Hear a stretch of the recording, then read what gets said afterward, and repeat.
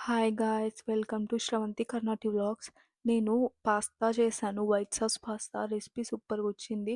So, మీతో share చేస్తున్నాను. First pasta తీసుకొని బాయిల్ చేయండి వాటర్‌లో. లైట్‌గా ఆయిల్, సాల్ట్ ఏసి బాయిల్ చేసి పక్కన పెట్టేసేయండి. ఇప్పుడు పాన్ తీసుకొని బటర్ ఏసి అందులో సన్నగా తరిగిన గార్లిక్ ఏసి ఫ్రై చేయాలి. పచ్చివాసన పోయేటట్టు ఫ్రై చేస్తే సరిపోతుంది. ఆనియన్ అండ్ క్యారెట్ మన దగ్గర వెజ్జీస్ ఉంటే అవేసుకోవాలి. దానికి తగిన సాల్ట్ ఏసుకుంటే సరిపోతది. ఇవన్నీ కలిపేసి ఫ్రై చేసేయండి. అవన్నీ ఫ్రై అయిన తర్వాత ఒక ప్లేట్ తీసుకొని అందులో వేసేయండి. నా దగ్గర స్వీట్ కార్న్ ఉంటే అవి కూడా స్టీమ్ చేసి పక్కన పెట్టేశాను. ఇప్పుడు మళ్ళీ పాన్ తీసుకొని అందులో బటర్ ఏసి పాన్‌కి మొత్తం స్ప్రెడ్ చేసేయండి. 2 టేబుల్ స్పూన్స్ మైదా తీసుకొని అందులో వేసేయాలి.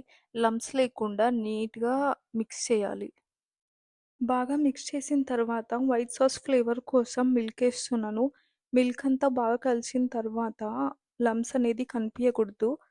చీసేసి బాగా సాస్‌లో కలిసిపోయేటట్టు బాగా మిక్స్ చేయాలి. ఇప్పుడు బాయిల్ చేసిన పాస్తా, ఫ్రై చేసిన వెజ్జీస్ అందులో ఏసేసి బాగా కలిపేసేయండి.